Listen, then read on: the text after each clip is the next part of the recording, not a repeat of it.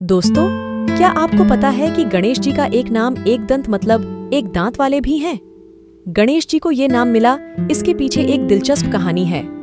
जब महर्षि वेद व्यास जी को महाभारत लिखने के लिए एक ऐसे व्यक्ति की जरूरत थी जो उनके मुख से निकले हुए महाभारत की कहानी को लिखे।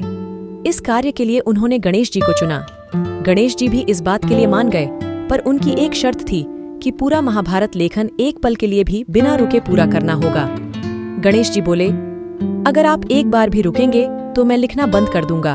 महर्षि वेद व्यास जी ने गणेश जी की इस शर्त को मान लिया, लेकिन वेद व्यास जी ने भी गणेश जी के सामने भी एक शर्त रखी और कहा, गणेश, आप जो भी लिखोगे समझकर ही लिखोगे। गणेश जी भी उनकी शर्त मान गए।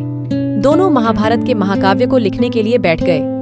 वेद व्यास जी महाकाव्य को अपने मुंह से बोलने लगे और गणेश जी समझकर जल्दी जल्दी लिखने लगे। कुछ देर लिखने के बाद अचानक से गणेश जी की कलम टूट गई। कलम महर्षि के बोलने की तेजी को संभाल ना सकी। गणेश जी समझ गए कि उन्हें स्वयं पर थोड़ा गर्व हो गया था और उन्होंने महर्षि के शक्ति और ज्ञान को ना समझा। उसके बाद उन्होंने धीरे से अपने एक दांत तोड़ा और स्याही में डुबाकर दोबारा महाभारत की कथा लिखने लगे। इसीलिए गणेश जी को एक ही दांत होने के कारण उन्हें एकदंत कहा जाता है।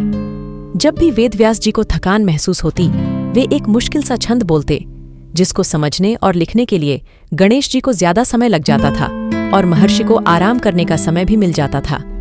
महर्षि वेद व्यास जी और गणेश जी को महाभारत लिखने में 3 वर्ष लग गए। वैसे तो कहा जाता है महाभारत के कुछ छंद गुम हो गए हैं, परंतु आज भी इस काव्य ग्रंथ में 1 लाख छंद हैं।